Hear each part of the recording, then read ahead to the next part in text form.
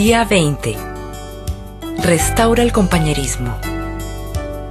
Dios, por medio de Cristo, nos reconcilió consigo mismo y nos dio el ministerio de la reconciliación. Segunda de Corintios, capítulo 5, versículo 18. Siempre es valioso restaurar relaciones.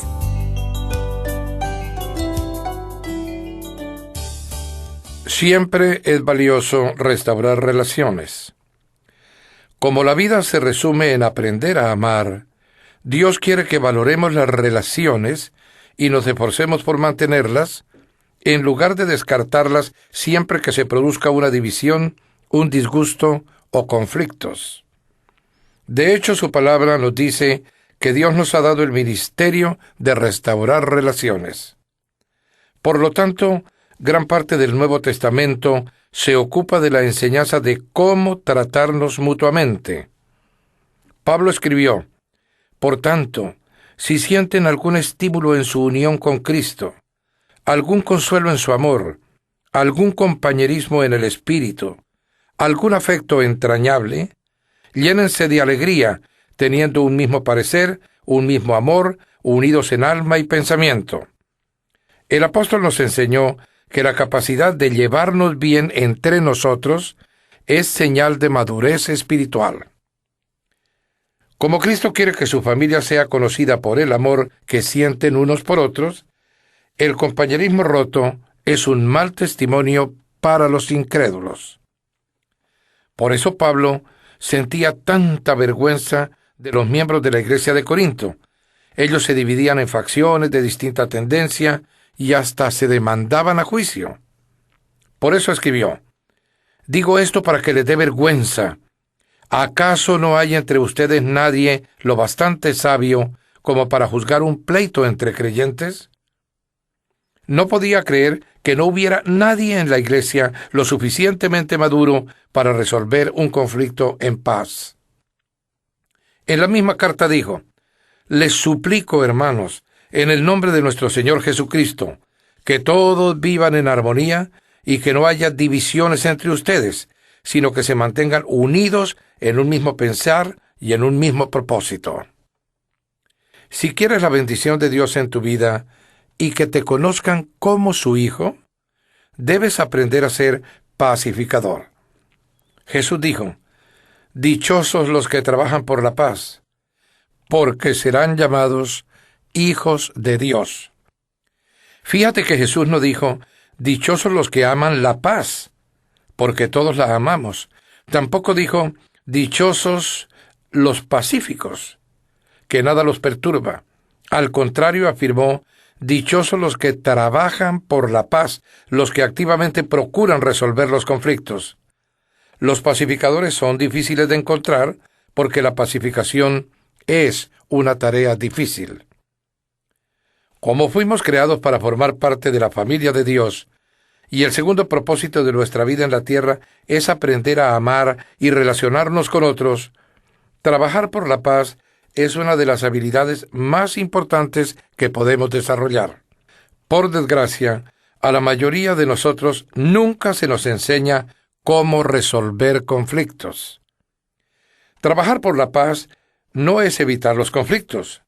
Huir de los problemas, aparentar que no existen o tener miedo de hablar de ellos es cobardía. Jesús, el príncipe de paz, nunca tuvo miedo al conflicto. En cierta ocasión hasta lo provocó para bien de todos.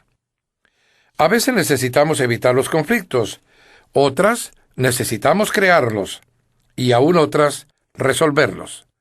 Por eso debemos orar pidiendo la guía continua del Espíritu Santo. Trabajar por la paz no es apaciguar, siempre cediendo, dejándonos pisar, permitiendo que los demás nos pasen por encima. No es lo que Jesús tenía en mente. Él se negó a ceder en muchos asuntos. Se mantuvo firme en su posición frente a la oposición del mal. ¿Cómo restaurar una relación? Como creyentes, Dios nos ha llamado a restablecer nuestras relaciones unos con otros. Hay 7 pasos bíblicos para restaurar el compañerismo. Primero, habla con Dios antes que con la persona. Conversa con Dios acerca del problema. Si oras sobre el conflicto antes de ir con el chisme a un amigo, descubrirás que tú o la otra persona cambian de parecer sin ayuda de nadie. Nuestras relaciones serán mejores si oramos más por ellas. Como lo hizo David con sus salmos, usa la oración para ventilar hacia arriba. Cuéntale a Dios tus frustraciones. Clama a Dios. Él nunca se sorprende ni se disgusta por nuestro enojo, dolor, inseguridad o cualquier otra emoción.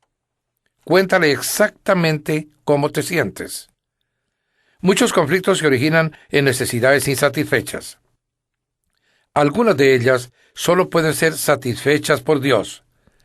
Cuando esperamos que una persona, ya sea un amigo, un cónyuge, un jefe o un pariente, satisfaga una necesidad que solo Dios puede suplir, nos exponemos a la decepción y la amargura. Nadie puede satisfacer todas nuestras necesidades. Solo Dios puede hacerlo. Como bien señaló el apóstol Santiago, muchos de nuestros conflictos obedecen a la falta de oración. ¿De dónde surgen las guerras y los conflictos entre ustedes? Desean algo y no lo consiguen. No tienen porque no piden. En vez de depender de Dios, dependemos de los demás para ser felices y luego nos enojamos cuando nos fallan. Dios nos invita a acudir a Él primero. Segundo, toma la iniciativa siempre. No importa quién haya sido el ofendido o quién ofendió a quién. Dios espera que tú des el primer paso. No esperes por la otra persona. Preséntate ante ella. Restaurar el compañerismo cuando se rompe es tan importante que Jesús le asignó prioridad por encima de la adoración colectiva. Dijo: si entras en tu lugar de adoración y al presentar tu ofrenda recuerdas de pronto que tu hermano tiene algo contra ti, deja tu ofrenda, ve directamente a donde se encuentra tu amigo y hagan las paces. Entonces y solo entonces vuelve y relaciónate con Dios. Cuando el compañerismo sea tirante o se rompa, planifica inmediatamente una conferencia de paz. No la postergues. No pongas excusas o prometas: ya me encargaré de este asunto algún día. Fija una fecha para tener una reunión personal tan pronto como sea posible. La demora solo sirve para aumentar el resentimiento y complicar las cosas. En casos de conflicto, el tiempo no cura las heridas, las inflama. Actuar prontamente, además, reduce el daño espiritual que puedes sufrir. La Biblia dice que nuestros pecados, incluyendo los conflictos no resueltos, impiden nuestra comunión con Dios y que nuestras oraciones sean contestadas, además de hacernos sentir muy desgraciados. Los amigos de Job le recordaron que preocuparse hasta la muerte con el resentimiento sería una necedad, una insensatez, y que solo consigues lastimarte con tu enojo. El éxito de una conferencia de paz muchas veces depende de escoger el momento y el lugar correcto para reunirse. No se reúnan cuando dos estén cansados ni cuando puedan ser interrumpidos. El mejor momento es cuando los dos se encuentren en un buen estado de ánimo. Tercero, sé comprensivo. Usa tus oídos más que tu boca. Antes de intentar resolver un desacuerdo, escucha atentamente los sentimientos de la otra persona. Pablo aconsejó: cada uno debe velar no solo por sus propios intereses, sino también por los intereses de los demás. El término velar es el vocablo griego skopos, de donde provienen nuestras palabras telescopio y microscopio. Significa ver de cerca. Enfócate en los sentimientos, no en los hechos. Comienza con la compasión, no con las soluciones. Al principio, no discutas con las personas acerca de sus sentimientos. Solo escucha. Permite que se desahoguen emocionalmente sin ponerte tú a la defensiva. Asienta con tu cabeza para demostrarle que la entiendes, aunque no estés de acuerdo. Los sentimientos no siempre son infalibles o lógicos. Por el contrario, el resentimiento hace que pensemos o que hagamos tonterías. David admitió su equivocación. Cuando mis pensamientos estaban llenos de amargura y mis sentimientos estaban heridos, Fui tan estúpido como un animal. Todos podemos actuar bestialmente cuando nos sentimos lastimados. Por el contrario, la Biblia dice, el buen juicio hace al hombre paciente. Su gloria es pasar por alto la ofensa. La sabiduría produce paciencia y se adquiere escuchando otras perspectivas. Cuando escuchamos, le decimos a la persona, valoro tu opinión, me interesa nuestra relación y me importas tú. Es cierto, me importa saber lo que sabe un amigo porque me importa mi amigo. Para restaurar el compañerismo debemos agradar al prójimo para su bien con el fin de edificarlo. Aguantar con paciencia el enojo de los demás es un sacrificio, sobre todo si no tiene fundamento. Pero recuerda, eso fue lo que Jesús hizo por ti. Soportó el enojo malicioso e infundado para salvarte, porque ni siquiera Cristo se agradó a sí mismo, sino que, como está escrito, sobre mí han recaído los insultos de tus detractores. 4. Si realmente te interesa restaurar una relación, debes comenzar admitiendo tus propios errores o pecados. Jesús dijo que debes sacar primero la viga de tu propio ojo, y entonces verás con claridad para sacar la astilla del ojo de tu hermano. Como todos tenemos un punto ciego, puede ser necesario pedirle ayuda a un tercero para que te ayude a evaluar tus propias acciones antes de reunirte con la persona con quien tienes un conflicto. Pídele a Dios que te muestre tu parte de culpa en el problema. Pregúntale, ¿soy yo el problema? ¿Soy poco realista, insensible o demasiado sensible? La Biblia dice que si decimos que estamos libres de pecado, lo único que conseguimos es engañarnos. La confesión es una herramienta muy poderosa para la reconciliación. A veces la manera en que tratamos un conflicto produce un daño mayor que el problema original. Cuando comenzamos por reconocer con humildad nuestras equivocaciones, el enojo de la otra persona se apaga y la desarmas, porque posiblemente esperaba que estuvieras a la defensiva. No te excuses ni culpes al otro. Reconoce con sinceridad la parte que te corresponde en el conflicto. Asume la responsabilidad que te corresponde por tus errores y pide perdón. 5. Ataca al problema, no a la persona. No es posible arreglar el problema si lo que te interesa es encontrar quién tuvo la culpa. Debes optar por una u otra. La Biblia dice, la respuesta amable calma el enojo, pero la agresiva echa leña al fuego. Si estás enojado, nunca lograrás persuadir a la otra persona. Elige tus palabras con mucho cuidado. Una respuesta amable es siempre mejor que el sarcasmo. Al resolver conflictos, la manera en que se dicen las cosas es tan importante como lo que se dice. Si eres agresivo, tus palabras se recibirán a la defensiva. Dios nos dice, a la persona sabia y madura se le conoce por su inteligencia. Cuanto más agradables sus palabras, más convincente es la persona. Ser fastidioso nunca sirve. No podemos ser convincentes cuando somos ásperos. Durante la Guerra Fría, ambas partes acordaron que algunas armas de guerra eran tan destructivas que nunca deberían usarse. En la actualidad, las armas químicas y biológicas están prohibidas y los arsenales de armas nucleares se reducen y se destruyen. Para salvar el compañerismo, es necesario destruir nuestro arsenal de armas nucleares relacionales. La desaprobación, el menosprecio, las comparaciones, las etiquetas, los insultos, la condescendencia y el sarcasmo. Pablo lo resume de la siguiente manera: eviten las palabras dañinas. Usen solo palabras constructivas que sirvan para edificación y sostén, para que lo que digan haga bien a quienes escuchan. 6. Coopera tanto como puedas. Pablo dijo, en cuanto dependa de ustedes, vivan en paz con todos. La paz siempre tiene un precio. Puede costarnos nuestro orgullo. A menudo nos cuesta nuestro egoísmo. Por amor al compañerismo, haz lo mejor que puedas para llegar a un compromiso, para adaptarte, para optar por lo que la otra parte prefiere. Una paráfrasis de la 7ª bienaventuranza de Jesús lo expresa así: ustedes son benditos cuando son capaces de mostrar a la gente cómo cooperar en lugar de competir o luchar. Entonces pueden descubrir quiénes son realmente y cuál es su lugar en la familia de Dios. 7. Haz hincapié en la reconciliación, no en la solución. No es realista esperar que todos nos pongamos de acuerdo en todo. La reconciliación se enfoca en la relación, mientras que la resolución se concentra en el problema. Cuando nos concentramos en la reconciliación, el problema pasa a un segundo plano de importancia y hasta puede tornarse irrelevante.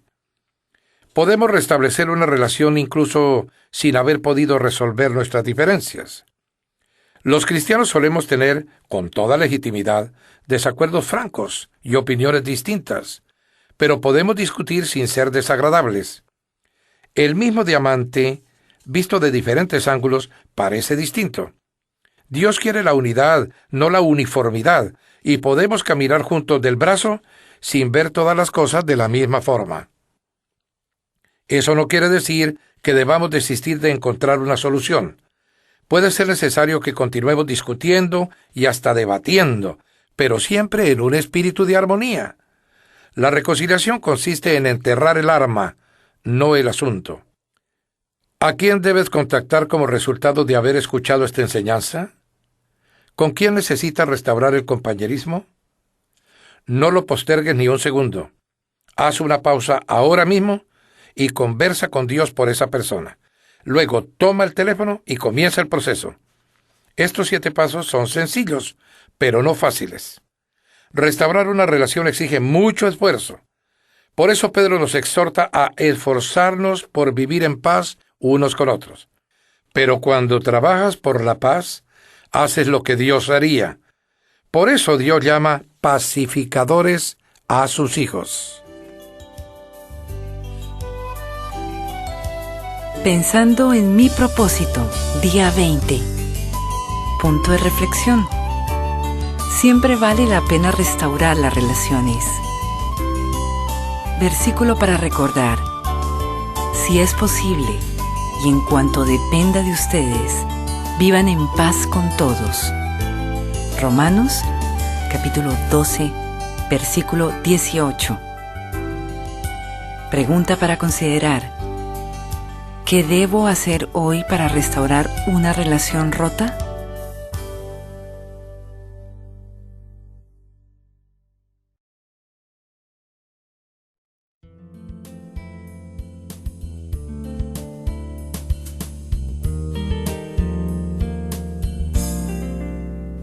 Día 21. Cuida tu iglesia. Esfuércense por mantener la unidad del espíritu mediante el vínculo de la paz. Efesios, capítulo 4, versículo 3.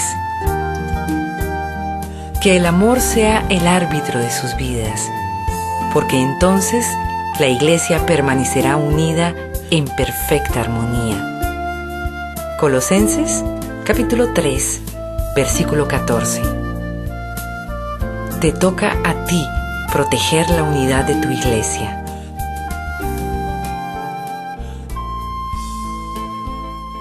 Te toca a ti proteger la unidad de tu iglesia. La unidad en la iglesia es tan importante que el Nuevo Testamento presta más atención a ella que al cielo o al infierno.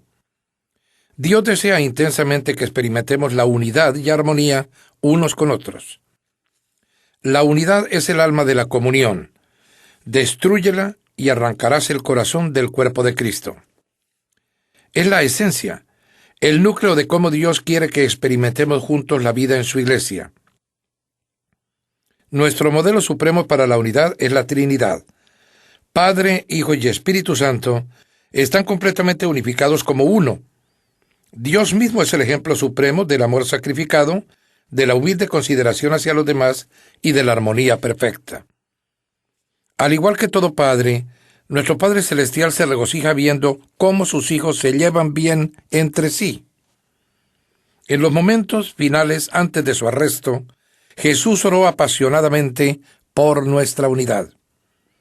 Esto era lo que predominaba en su mente durante esas horas de agonía. lo cual demuestra cuán importante es este asunto. Nada en la tierra es más valioso para Dios que su iglesia. Él pagó el precio más alto por ella y quiere que la protejamos, sobre todo del daño devastador que causan la división, el conflicto y la falta de armonía. Si formas parte de la familia de Dios, es tu responsabilidad proteger la unidad donde te congregas en comunión. Jesucristo te encomendó a hacer todo lo que esté a tu alcance para conservar la unidad, proteger la comunión, promover la armonía en la familia de su iglesia y entre todos los creyentes.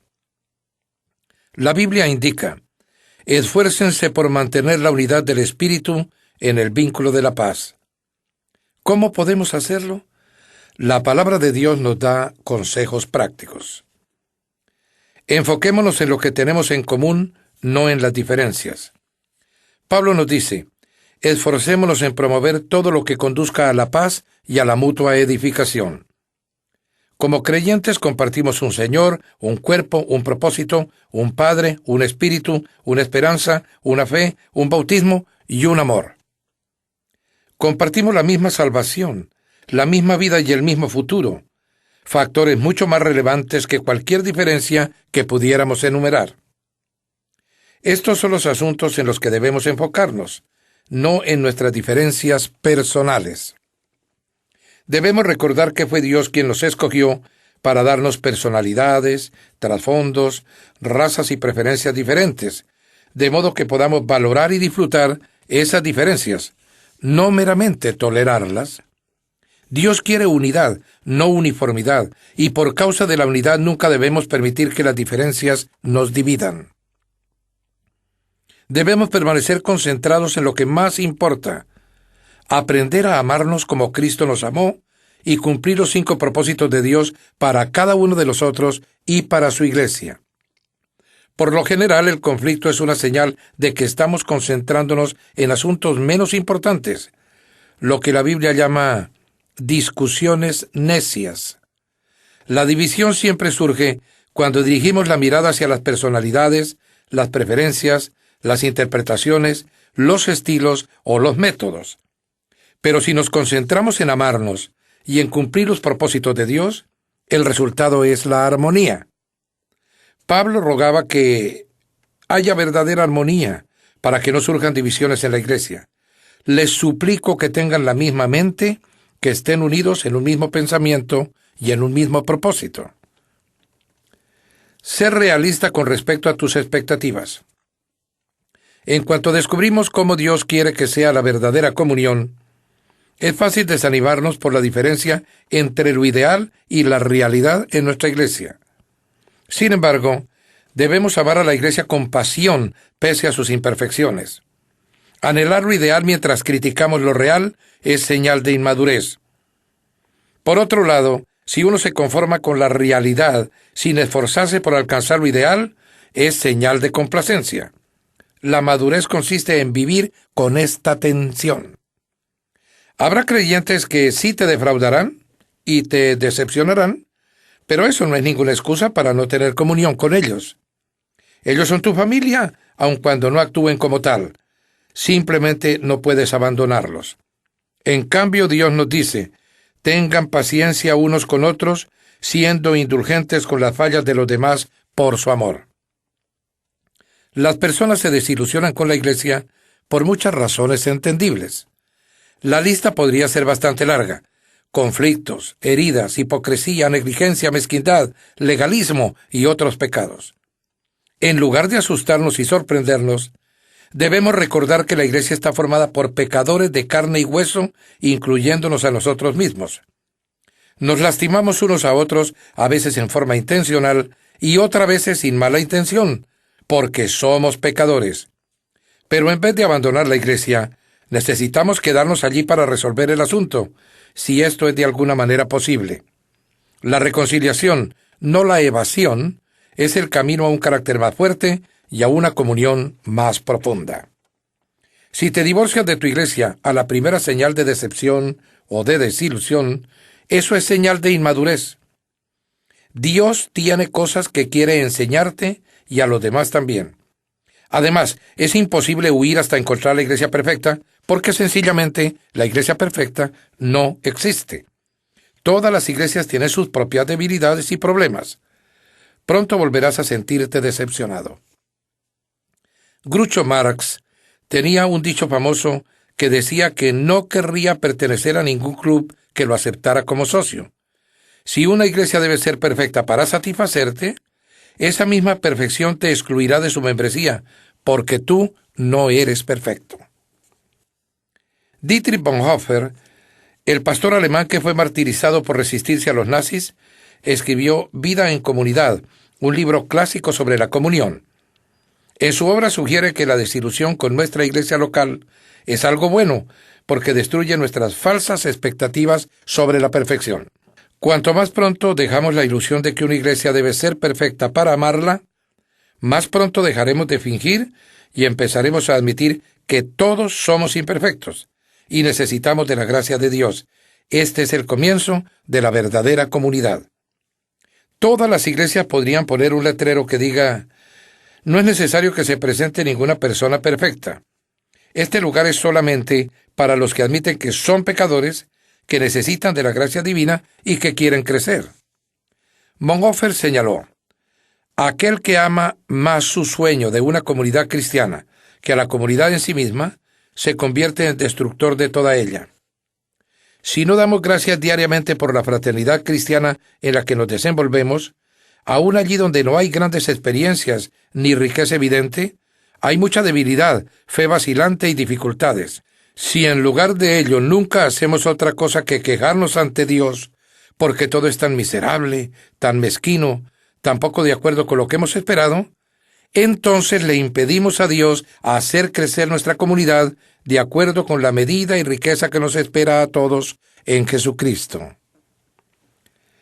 Decídete a animar más que a criticar. Siempre es más fácil eludir el compromiso y hacerse a un lado para disparar dardos contra los que trabajan que participar y hacer una contribución. Dios nos advierte una y otra vez que no debemos criticarnos, compararnos ni juzgarnos unos a otros. Cuando critica lo que otro creyente está haciendo con fe y convicción sincera, interfieres en los asuntos de Dios. ¿Qué derecho tienes de criticar a los siervos de otro? Solo su Señor puede decidir si están haciendo lo correcto. Pablo agrega que no debemos juzgar o despreciar a otros creyentes cuyas convicciones son diferentes a las nuestras. ¿Por qué criticas las acciones de tu hermano? ¿Por qué intentas empequeñecerlo? Todos seremos juzgados un día, no por las normas de otros, ni siquiera por las nuestras, sino por el juicio de Dios. Cuando juzgo a otro creyente, pasan 4 cosas al instante. Pierdo mi comunión con Dios, saco a relucir mi propio orgullo e inseguridad, me coloco bajo el juicio de Dios y daño la comunión de la iglesia. Un espíritu de censura es un vicio costoso. La Biblia llama a Satanás el acusador de nuestros hermanos. El trabajo del diablo consiste en culpar, quejarse y criticar a los miembros de la familia de Dios. Todo el tiempo que pasamos haciendo lo mismo es porque hemos sido embaucados y estamos haciendo el trabajo por Satanás. Recuerda que los otros cristianos, no importa cuánto discrepes de ellos, no son el verdadero enemigo. Todo el tiempo que pasamos comparando o criticando a los otros hermanos debería ser utilizado para construir la unidad de nuestra comunidad. La Biblia dice: pongámonos de acuerdo en usar toda nuestra energía para llevarnos bien entre nosotros. Ayuden a los demás con palabras alentadoras, no los derrumben con la crítica. Niégate a escuchar chismes. Chismear es divulgar una información cuando uno no es parte del problema ni de la solución. Tú sabes que chismear está mal, pero tampoco debes escucharlos si es que quieres proteger tu iglesia. Escuchar los chismes es como aceptar algo robado y te convierte también en culpable del delito. Cuando alguien empiece a contarte un chisme, ten el valor de decirle: hágame el favor de parar, no necesito saber eso. ¿Ha hablado usted directamente con esa persona? Las personas que te cuentan chismes también rumorean acerca de ti. No puedes confiar en ellas.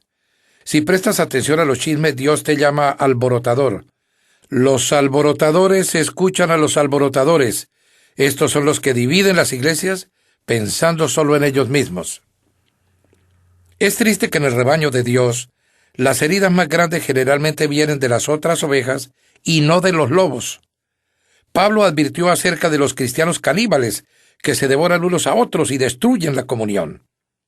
La Biblia dice que esta clase de alborotadores debe ser evitada, porque el chismoso revela los secretos. Por lo tanto, no te asocies con el charlatán. La manera más rápida de terminar con un conflicto en una iglesia o en un grupo pequeño es enfrentar a los que están difundiendo rumores e insistir en que no lo hagan más. Salomón señaló: sin combustible se apaga el fuego y las tensiones desaparecen cuando se acaban los chismes. Practica el método de Dios para solucionar conflictos. Además de los principios mencionados en el último capítulo, Jesús le dio a la iglesia un proceso de 3 pasos sencillos. Si tu hermano peca contra ti, ve a solas con él y hazle ver su falta. Si te hace caso, has ganado a tu hermano. Pero si no, lleva contigo a 1 o 2 más, para que todo asunto se resuelva mediante el testimonio de 2 o 3 testigos. Si se niega a hacerles caso a ellos, díselo a la iglesia. Durante los conflictos, serás tentado a quejarte con un tercero en lugar de hablar con valentía la verdad y amor con la persona con quien te disgustaste. Esto hace que el asunto se torne peor. En vez de eso, deberías ir directamente con la persona involucrada. El enfrentamiento en privado siempre es el primer paso y debes darlo tan pronto como te sea posible.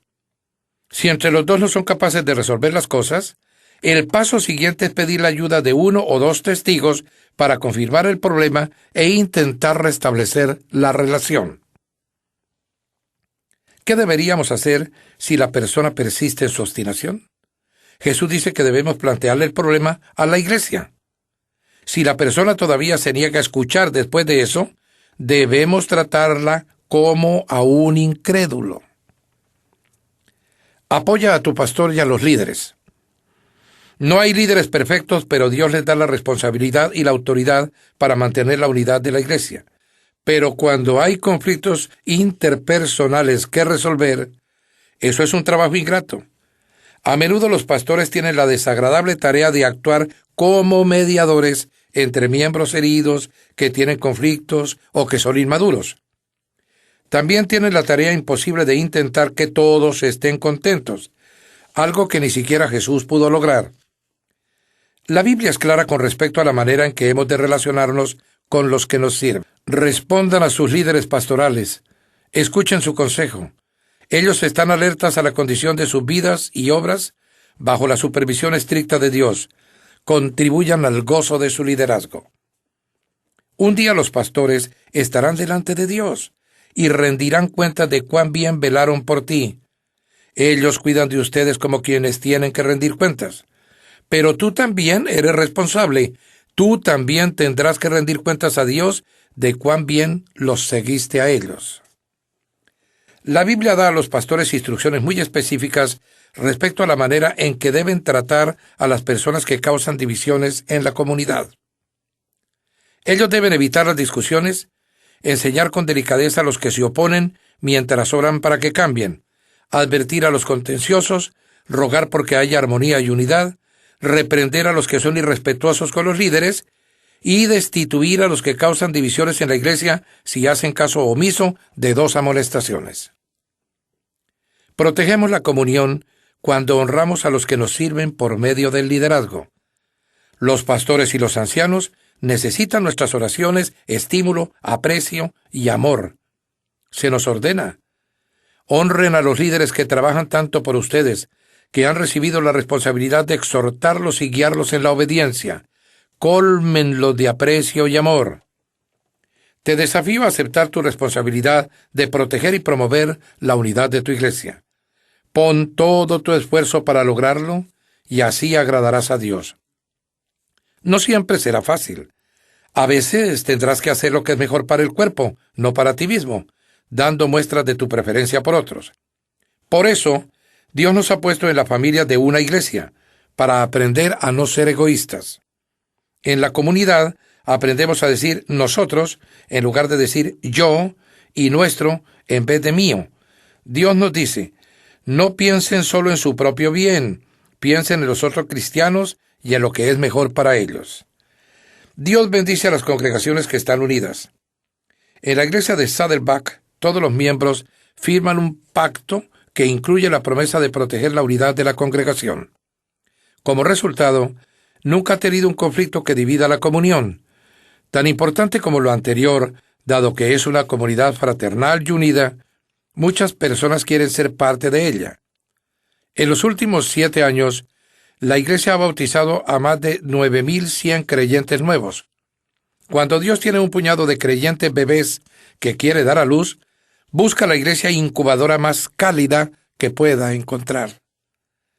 ¿Qué estás haciendo particularmente para hacer que la familia de tu iglesia sea más cálida y fraternal? Hay muchas personas en tu comunidad en busca de amor y un hogar donde sean aceptadas. La verdad es que todos necesitamos y queremos que nos amen. Y cuando las personas hallan una congregación donde los miembros se aman y se preocupan auténticamente los unos por los otros, habría que cerrar las puertas con llave para que no entren más. Pensando en mi propósito en el día 21. Punto de reflexión. Es mi responsabilidad proteger la unidad de mi iglesia. Versículo para recordar. Esforcémonos por promover todo lo que conduzca a la paz y a la mutua edificación. Romanos, capítulo 14, versículo 19. Pregunta para considerar. ¿Qué estoy haciendo particularmente para proteger la unidad de la familia de mi iglesia?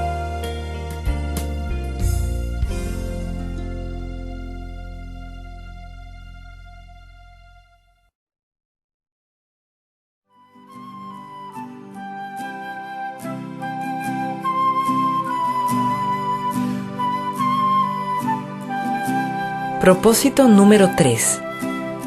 Fuiste creado para ser como Cristo. Vivan en unión vital con Él, enraizados en Él y nútrase de Él. Mantengan un ritmo de crecimiento en el Señor y fortalezcanse y vigorícense en la verdad. Colosenses, capítulo 2, versículos 6-7.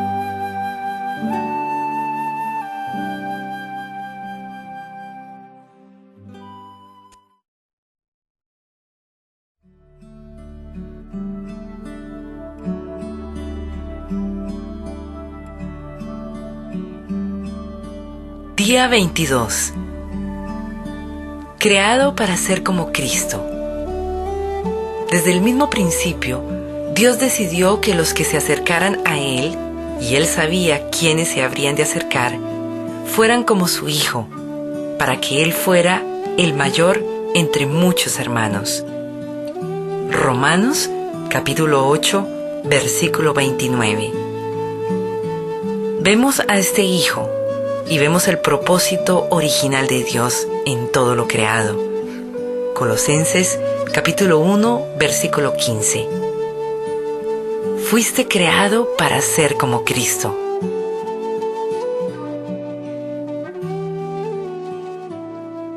Fuiste creado para ser como Cristo. Desde el comienzo mismo, el plan de Dios fue crearnos a semejanza de su Hijo Jesús. Este es nuestro destino y el tercer propósito de nuestra vida. Dios anunció su intención en la creación. Entonces dijo Dios, hagamos a los seres humanos a nuestra imagen y semejanza. En toda la creación, todos los seres humanos fuimos hechos a la imagen de Dios. Este es un gran privilegio y nos dignifica.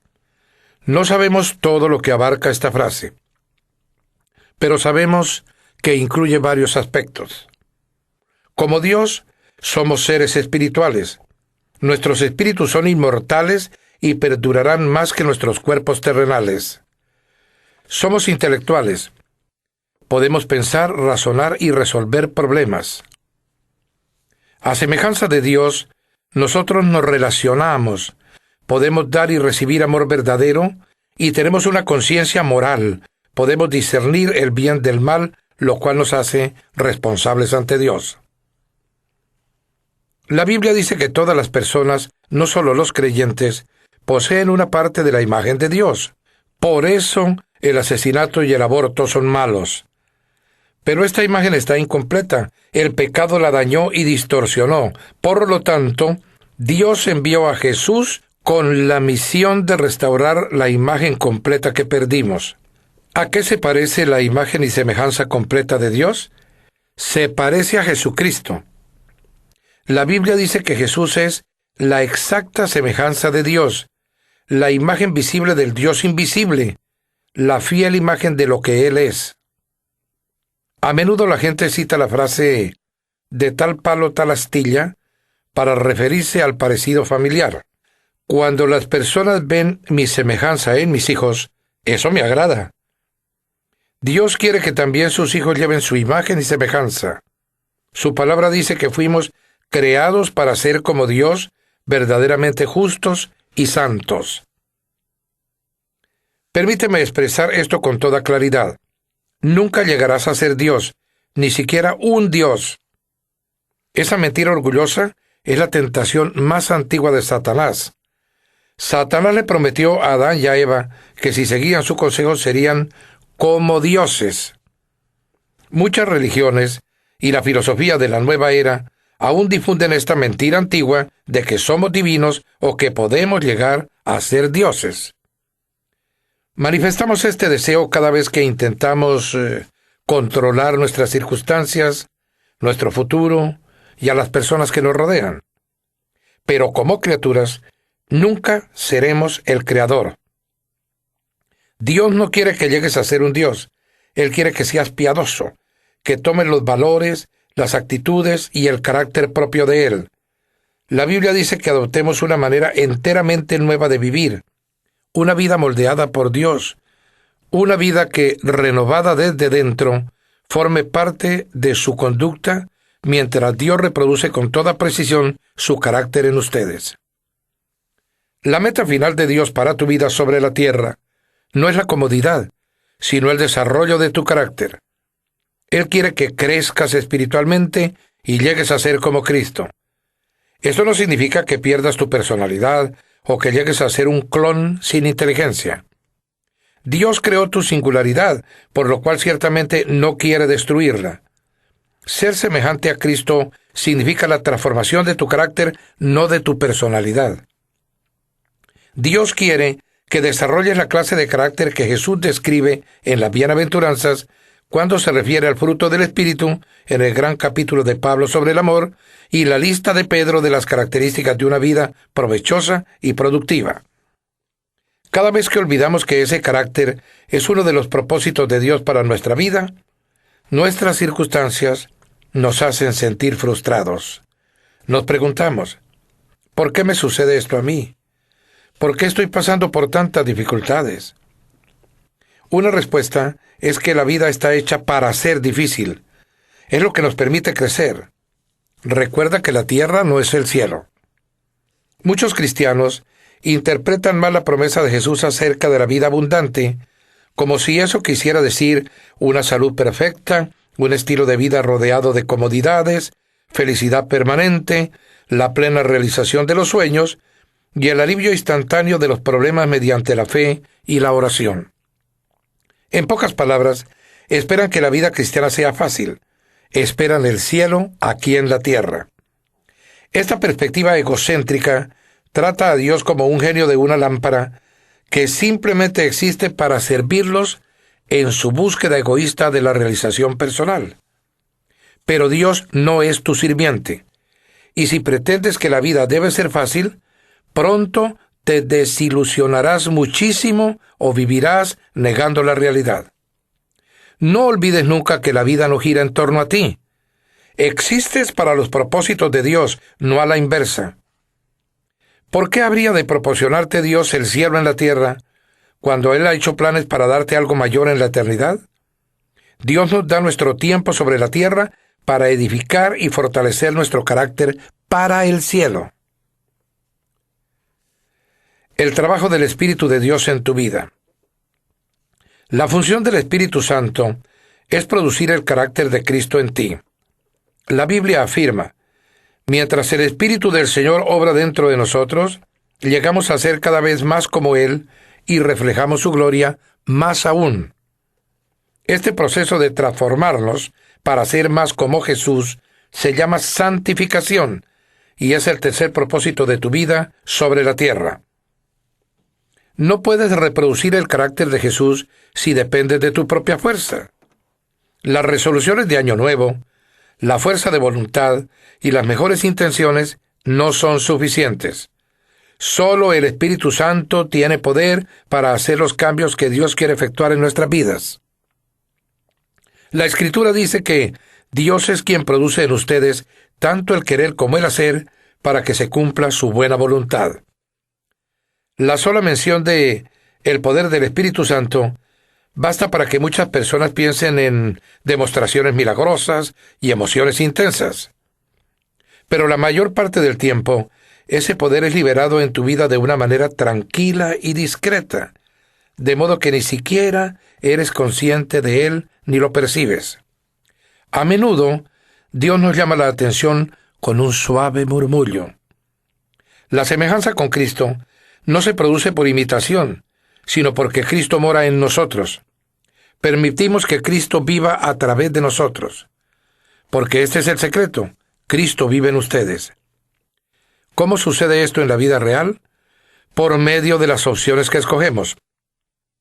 Dadas las situaciones, escogemos hacer lo correcto y luego confiamos en que el Espíritu de Dios nos dará su poder, amor, fe y sabiduría para lograrlo.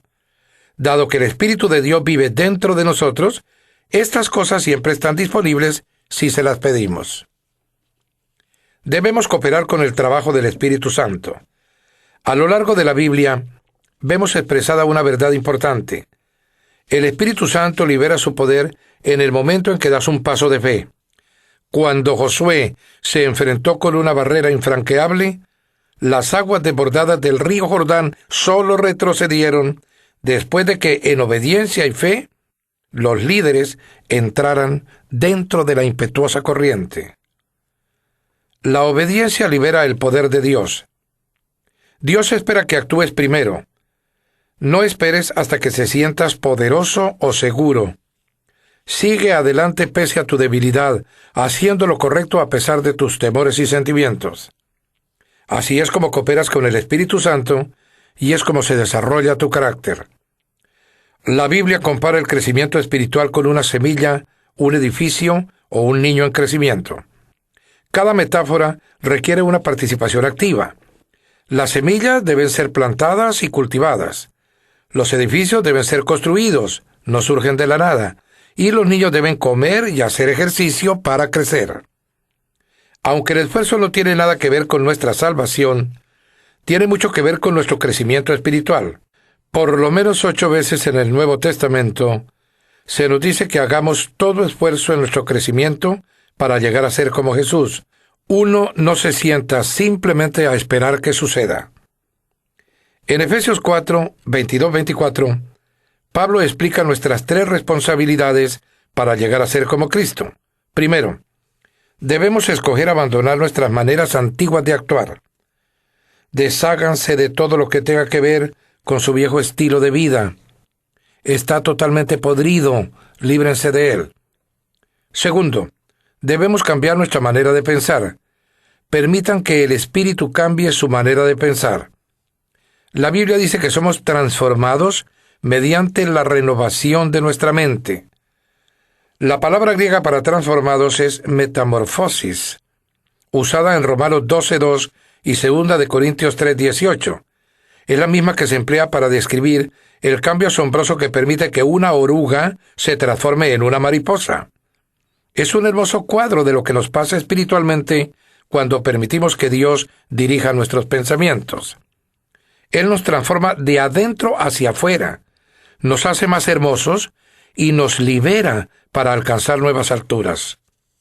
Tercero, debemos vestirnos con el carácter de Cristo, desarrollando nuevos y consagrados hábitos. Tu carácter es esencialmente la suma de tus hábitos. es la manera en que te conduces habitualmente. La Biblia nos manda ponernos el nuevo yo, la nueva naturaleza creada a imagen de Dios en verdadera justicia y santidad. Dios usa su palabra, las personas y las circunstancias para moldearnos. Estas tres condiciones son indispensables para el desarrollo del carácter. La palabra de Dios proporciona la verdad que necesitamos para crecer. El pueblo de Dios proporciona el apoyo que necesitamos para crecer. Y las circunstancias proporcionan el ambiente para practicar la semejanza de Cristo al crecer. Si estudias y aplicas la palabra de Dios, si te vinculas regularmente con otros creyentes y aprendes a confiar en Dios en las circunstancias difíciles, te garantizo que llegarás a ser más como Jesús. Analizaremos cada uno de estos ingredientes de crecimiento en los siguientes capítulos. Muchas personas dan por sentado que todo lo que se necesita para el crecimiento espiritual es estudio bíblico y oración. Pero ambas cosas por sí solas nunca cambiarán algunas cuestiones de la vida.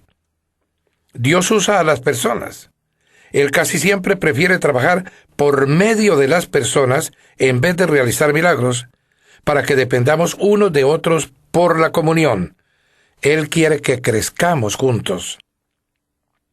En muchas religiones, las personas consideradas espiritualmente más maduras y santas son las que se aíslan de otros en monasterios, situados en lo alto de una montaña, sin peligro de contagio por el contacto con otros. Pero esta es una grave equivocación. La búsqueda de la madurez espiritual no es una ocupación solitaria e individual. No puedes llegar a ser como Cristo en el aislamiento. Debes estar cerca de otras personas e interactuar con ellas. Necesitas ser miembro de una iglesia y de una comunidad. ¿Por qué? Porque la verdadera madurez espiritual consiste en aprender a amar como Jesús amó, y no puedes practicar esa disciplina si no estás en relación y contacto con otras personas. Recuerda, todo es cuestión de amor. Amar a Dios y a los demás. Llegar a ser como Cristo es un proceso largo y de lento crecimiento. La madurez espiritual no es instantánea ni automática. Es un desarrollo gradual y progresivo que llevará el resto de tu vida. Refiriéndose a este proceso, Pablo dijo: esto continuará hasta que seamos maduros, así como Cristo es, y seamos completamente como Él. Eres una obra en progreso. Tu transformación espiritual en cuanto al desarrollo del carácter de Jesús seguirá por el resto de tu vida, y aún así no se completará aquí en la tierra. La obra se terminará cuando llegues al cielo o cuando Jesús vuelva.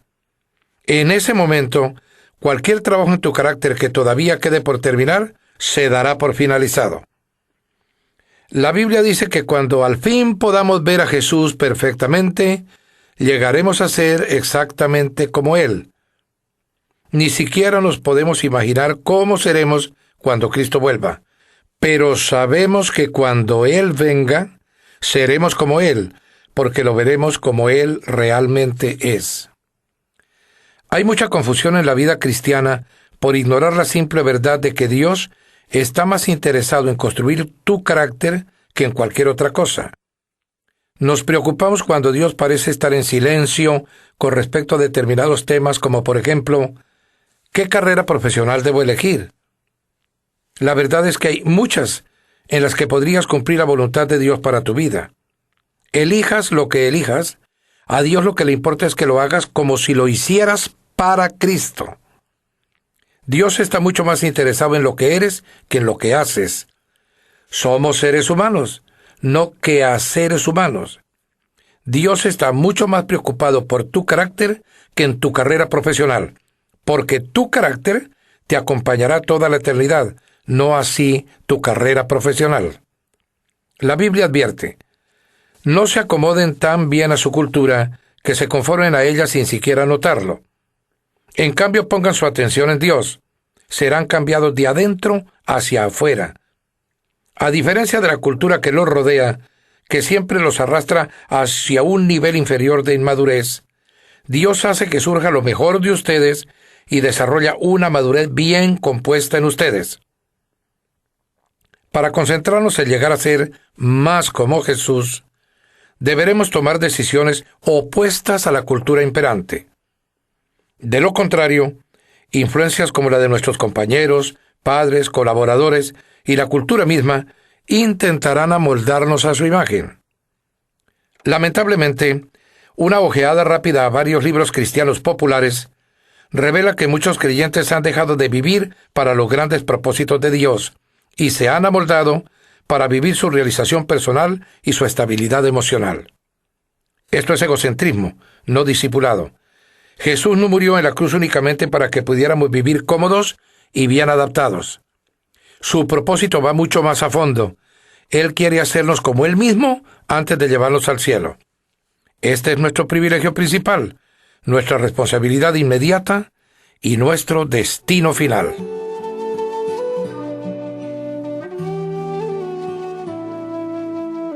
Pensando en mi propósito, día 22. Punto de reflexión. Fui hecho para llegar a ser como Cristo. Versículo para recordar. En la medida en que el Espíritu del Señor opera en nosotros, nos parecemos más a Él y reflejamos más su gloria. Segunda de Corintios, capítulo 3, versículo 18. Pregunta para considerar. ¿En qué área de mi vida necesito pedir el poder del Espíritu para ser como Cristo hoy?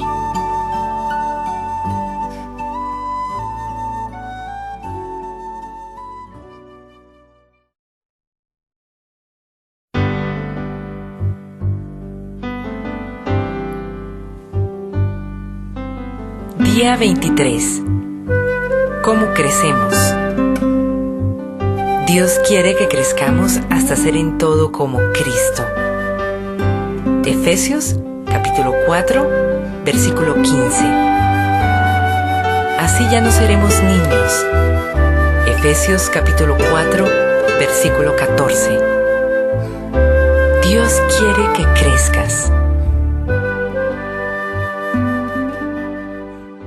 Dios quiere que crezcas.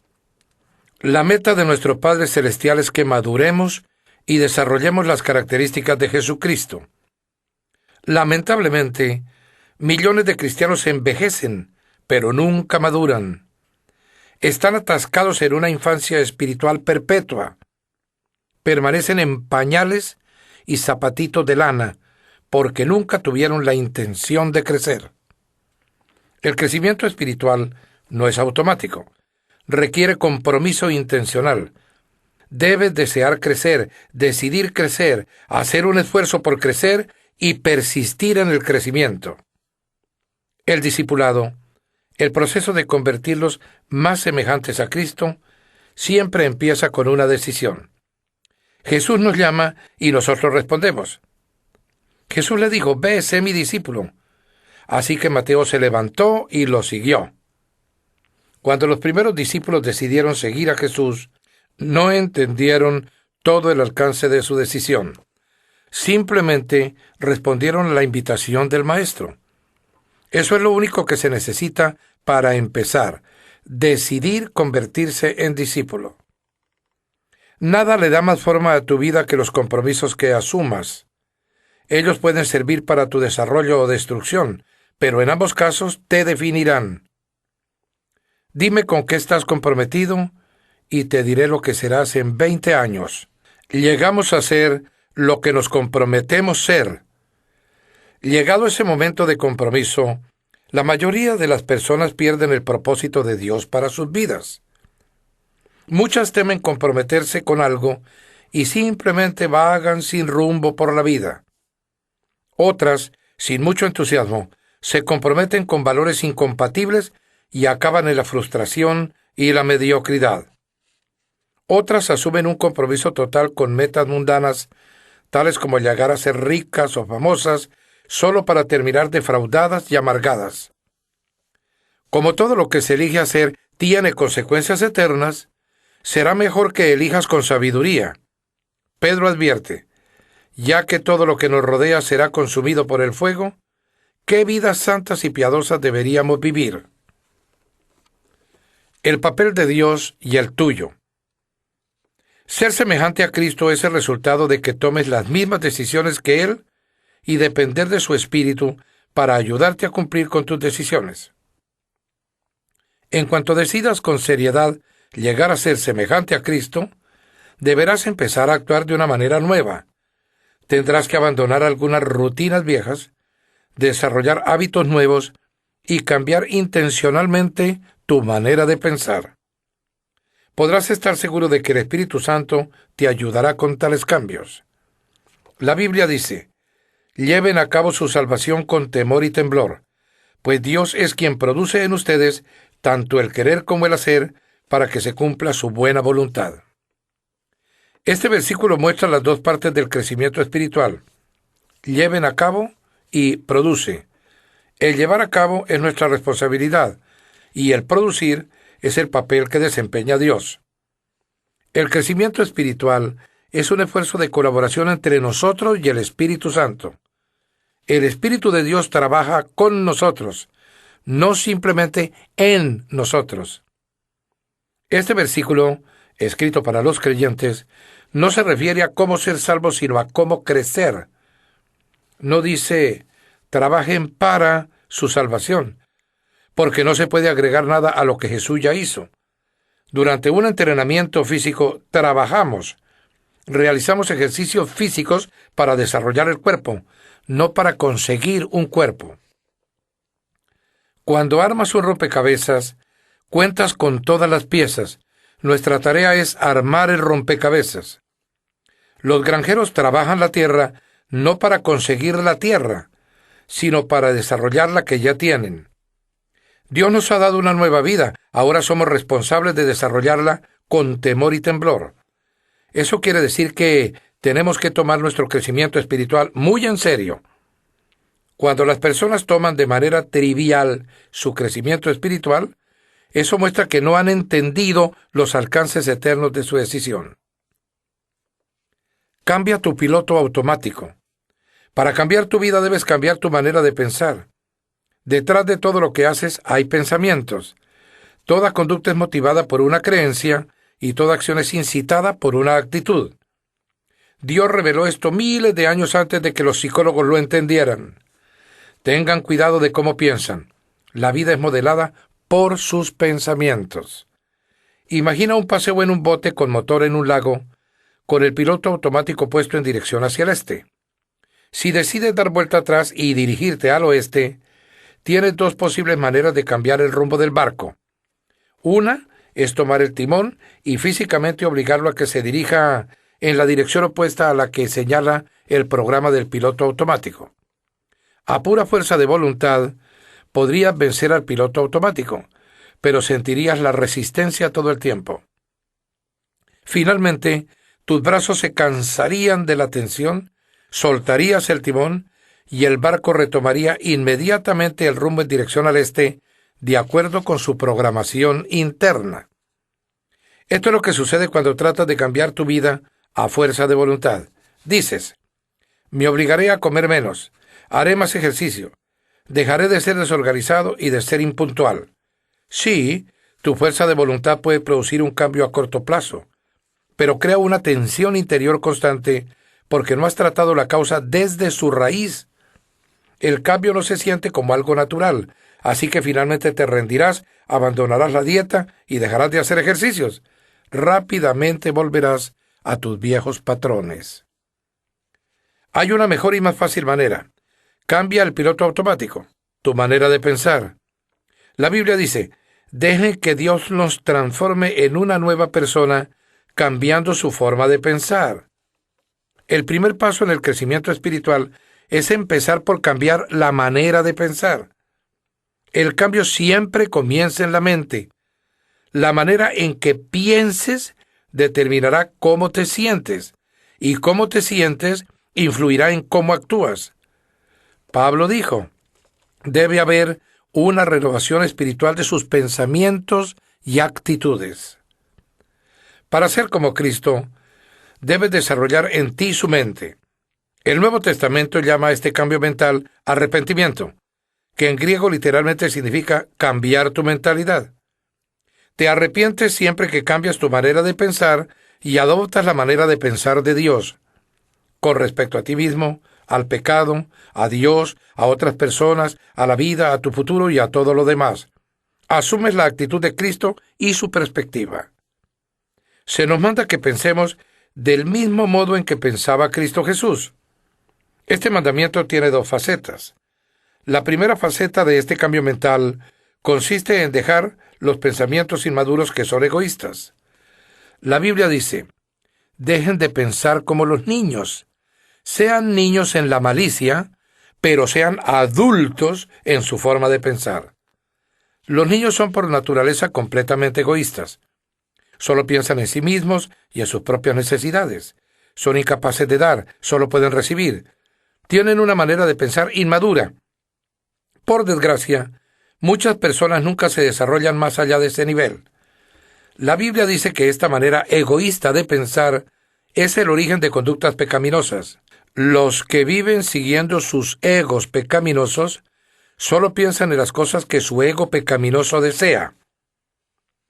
La segunda faceta para pensar como Jesús consiste en que empieces a meditar con madurez, enfocándote en otros, no en ti mismo. En su gran capítulo sobre el amor verdadero, Pablo concluyó que pensar en los demás era la señal de madurez. Cuando yo era un niño, hablaba como niño, pensaba como niño, razonaba como niño. Cuando llegué a ser adulto, dejé atrás las cosas de niño. En la actualidad, muchos suponen que la madurez espiritual se mide por la cantidad de información bíblica y doctrina que uno sepa. Si bien el conocimiento es una medida de la madurez, no es todo lo que se necesita. La vida cristiana es mucho más que credos y convicciones. Incluye conducta y carácter.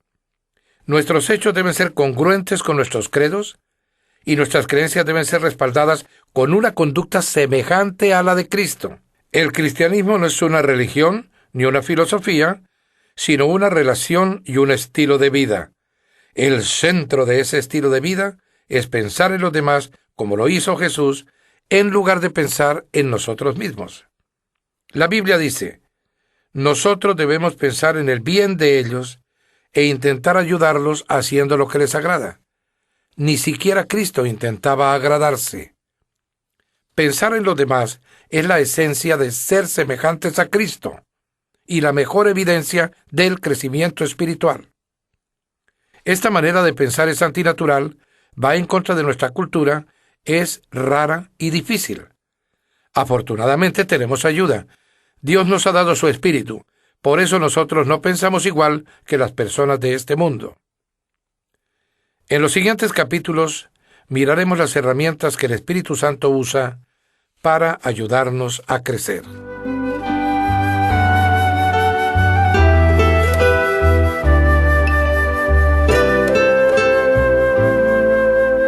Pensando en mi propósito, día 23. Punto de reflexión. Nunca es demasiado tarde para empezar a crecer. Versículo para recordar.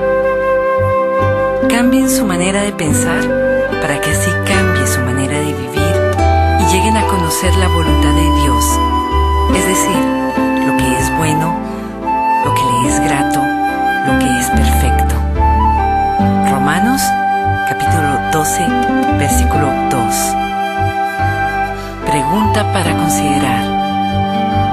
¿Cuál es una de las áreas donde necesito dejar de pensar a mi manera y comenzar a pensar a la manera de Dios?